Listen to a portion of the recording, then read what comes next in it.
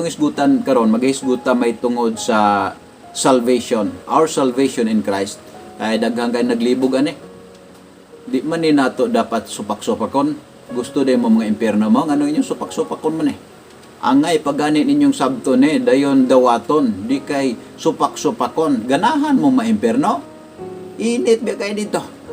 Unya may pila lang kakabulan, pila ka tuig, way katapusan na. Paniguro mo oy samtang panahon pa.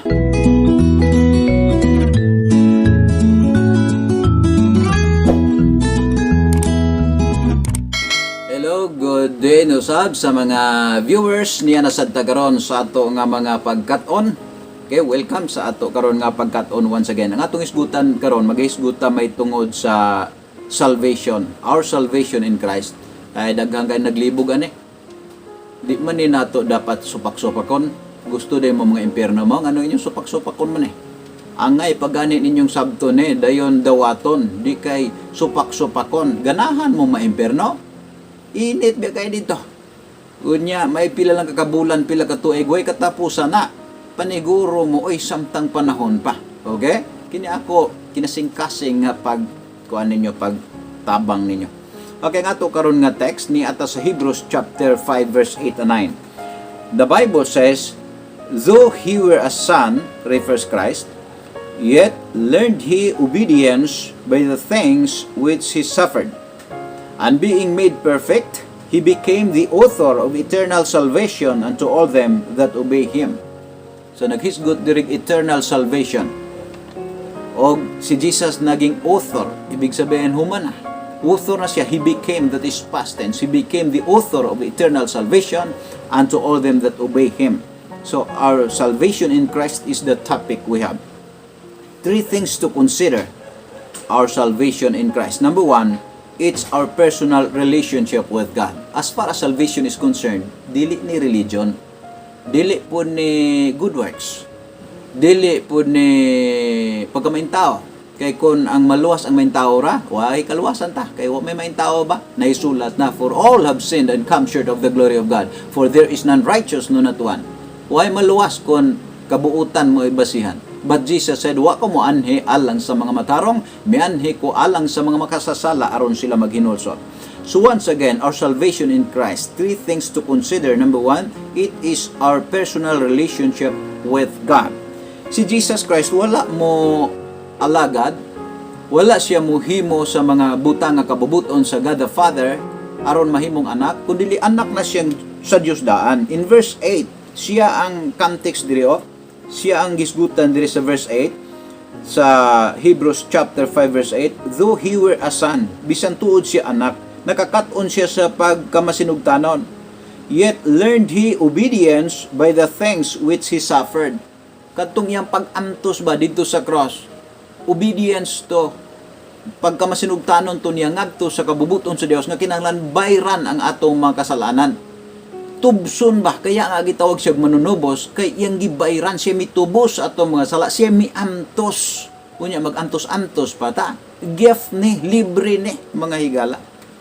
Ayaw ninyo ni og dibatiha, maluoy mo sa inyong kaugalingon. Kay bisan pag unsaon natong debate ang kamatuoran, magpabiling kamatuoran bisan pagdili tuhan. Have faith in God. Salvation is just a gift of God. Gasalan ni sa Dios, maangko ni nato sa diyang atong dawaton si Jesus Christ nga atong personal nga manluluwas as a gift. Unya dahil nga time na angko nato ang pagiging anak ng Dios. That is what we call personal relationship with God. It is Jesus himself who gave us this power to become sons of God. According to John chapter 1 verses 12 and 13, it is said, but as many as receive him, to them gave he power to become the sons of God, even to them that believe on his name, which were born, that is past tense, which were born, not of blood, nor of the will of the flesh, nor of the will of man, but of God. So, God's will, nga ang mudawat ni Christ nga iyang manuluwas, himuong anak sa Dios, authenticated to. Kasi he gave us power to become the sons of God.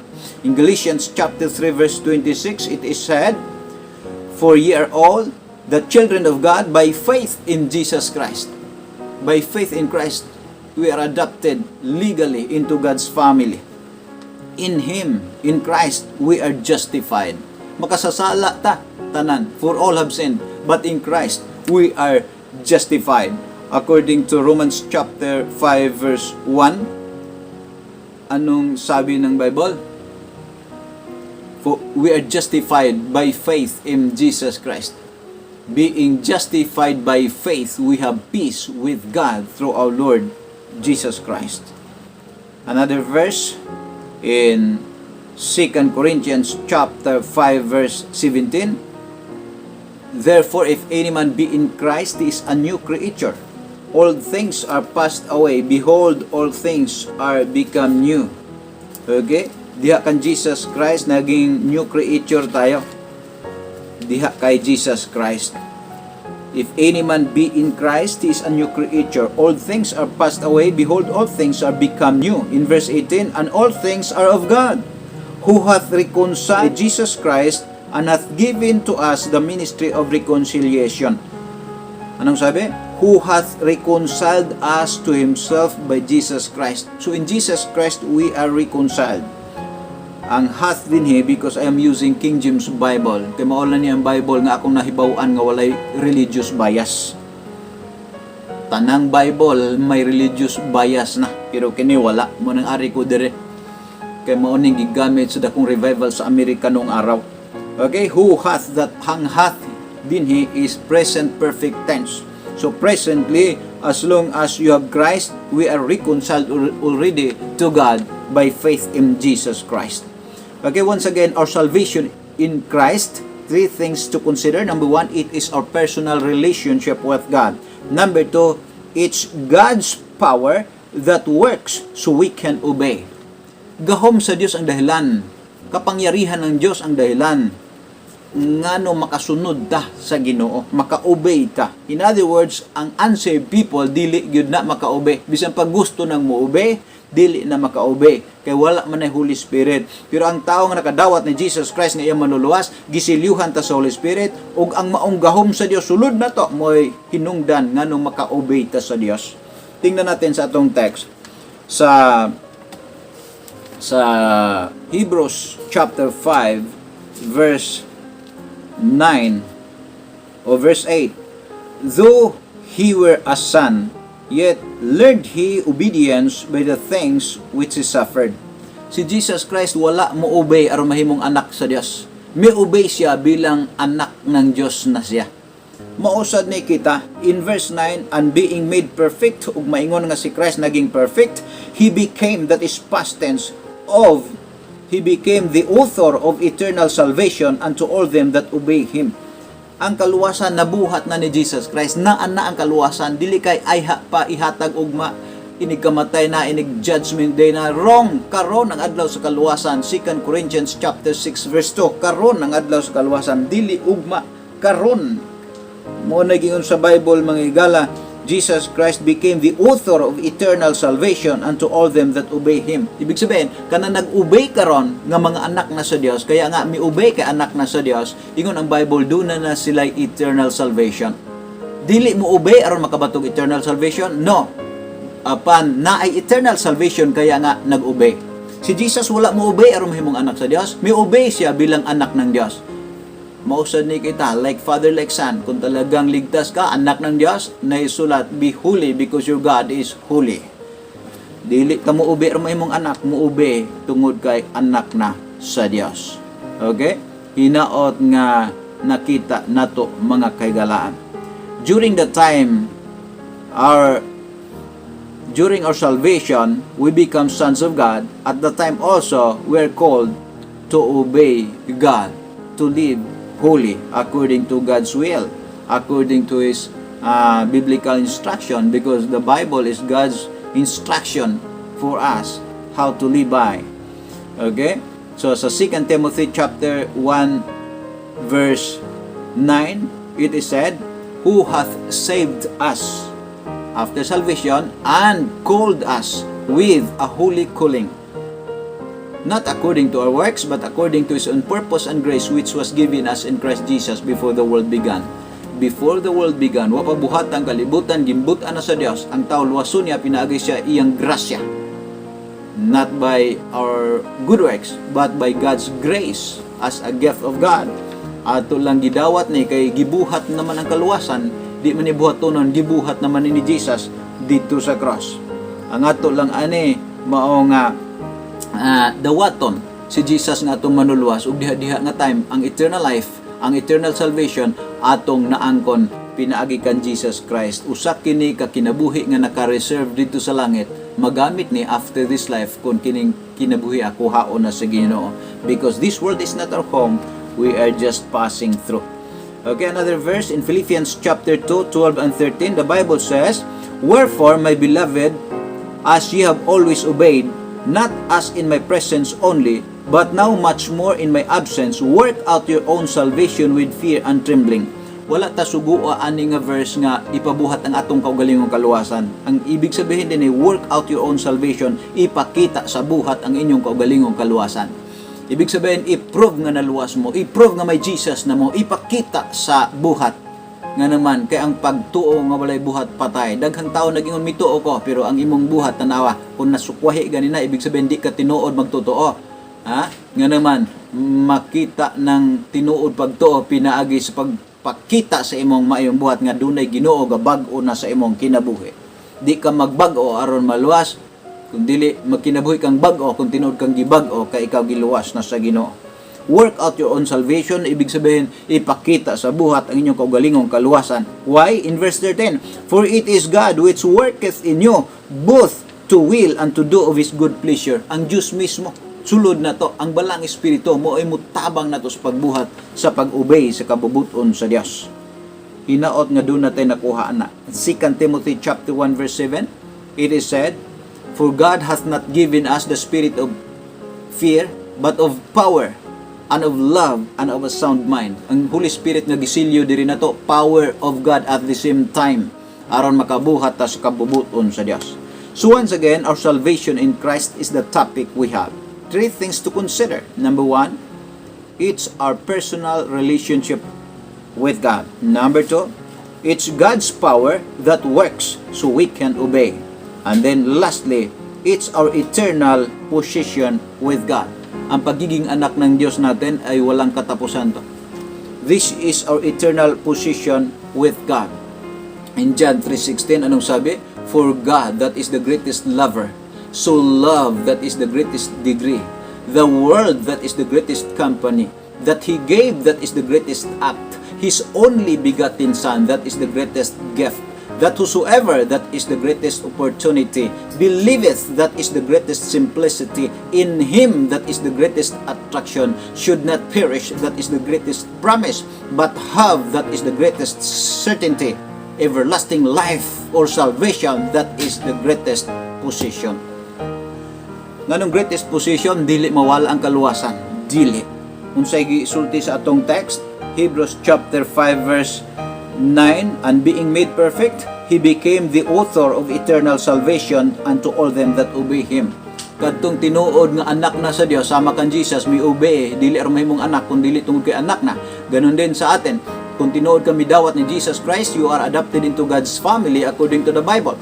And then ingon nga anak na sa Dios, na Holy Spirit na to, siyang mutabang na to aron kita maka-obey na. Og alang sa mga tinuod nga anak sa Dios, gani gapakita nga nag-obey sa Dios bilang mga anak ng Dios. Ingon ang Bible, duna na kita, aduna na kitay eternal salvation. Ibig sabihin, kaluwasan nga dili mawala. Once again, we are not obeying God to be saved. Okay? Humanta na luwas ay hapatagi sugo nga moalagad or mo-obey niya. According to 2 Timothy chapter 1 verse 9, "Who hath saved us and called us with a holy calling, not according to our works, but according to His own purpose and grace, which was given us in Christ Jesus before the world began." Kana mga buhat nga dili na atong plano ba, iyahan ng plano after salvation. Salvation itself dili atong work. According to the Bible, "For by grace are ye saved through faith, and that not of yourselves, it is the gift of God, not of works, lest any man should boast." Titus 3:5, "Not by works of righteousness which we have done, but according to His mercy He saved us by the washing of regeneration and renewing of the Holy Ghost." Okay? It's our reserved life to be used after this life in heaven. Eternal life is a heavenly life. That is salvation.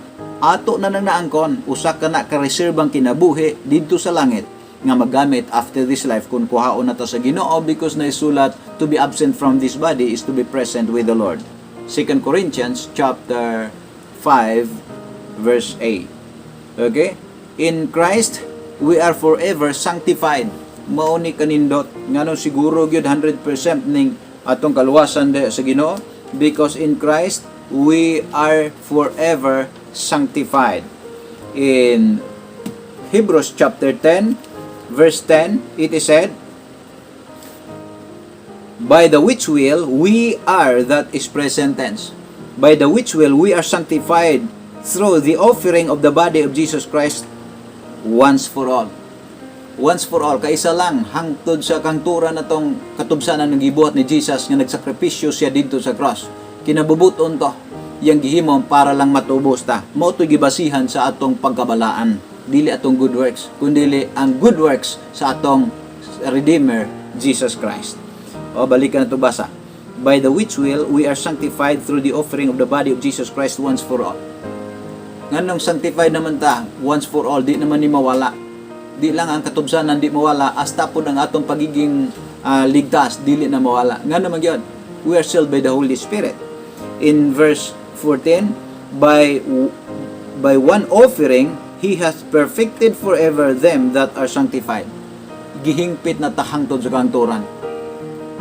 Siya ang naghingpit ani. Unsa may gihingpit diha? Ang atong pagabalaan, ang atong pagkaluwas, di na mawala kay gisilyuhan sa Holy Spirit. Gani si Jesus gaandam na og luna nato didto sa langit. According to it is written in John chapter 14 verses 1 to 3. Jesus said, "Let not your heart be troubled. Ye believe in God, believe also in me. In my Father's house are many mansions. If it were not so, I would have told you. I go to prepare a place for you. And when I go to prepare a place for you, I will come again and receive you unto myself, that where I am, there you may be also." Question, is there any lying with Christ? Nabay bakak ni Christ? The answer is no. He is the truth. Unya, magduha-duha pa ta niya? That is unbelief. Busa, please, don't debate the truth of God. We can do nothing against the truth, but for truth. Receive it as it is. Okay? Hinaot nga doon na tayo nakuha mga kaigalaan. In Colossians chapter 2, another verse to prove nga ang kaluwasan di mawala. Muna siguruhan ninyo ni, pag hinulsol na mo, kahit sino ka man, pag hinulsol na, dawata si Jesus Christ nga imong manuluwas, or maluwas ka right now, because the salvation of God is eternal. Okay? Anong sabi dito? Colossians chapter 2, verse 9 and 10, for in Him dwelleth all the fullness of the Godhead bodily. In Christ dwells all the fullness of the Godhead bodily. In verse 10, and ye are complete in Him. Ug kamo hingpit na, kumplito na diha kaniya. Nga naman, pagdawat nato ni Christ, gihimutang anak sa God the Father. Pagdawat nato ni Christ, gisilyuhan ta sa Holy Spirit. Di ba? Apart from Christ, we don't have God. Mo na yung sa Bible. Apart from Jesus Christ, we don't have God. Mabasa na siya sa Ephesians chapter 2, 11 to 13. Wa tay Diyos kaniya to, pero diha kang Kristo, naa na tay Diyos. In fact, in Christ dwells all the fullness of the Godhead bodily. Sa diyang gitubos niya ta, ug nabanhaw siya, ug ato siyang gidawat nga to manluluwas, mahimutang anak sa Dios, God the Father. Nakabaton tag relasyon sa God the Father, gisilyuhan pa ta sa Holy Spirit. Kaya nga in Christ we are complete in Him, according to the Bible. So, higala, don't be doubtful. Jesus Christ is our Savior. Receive Him right now, because He is now preparing a place for us in heaven. Because for our conversation according to the Bible, in Philippians chapter 3, 20 and 21, the Bible says, for our conversation is in heaven, from whence also we look for the Savior, the Lord Jesus Christ, who shall change our vile body, that it may be fashioned like unto His glorious body, according to the working whereby He is able even to subdue all things unto Himself. For our viewers, ako mangutana kanimo, are you prepared? Are you saved? Have you received Christ as your Lord and personal Savior?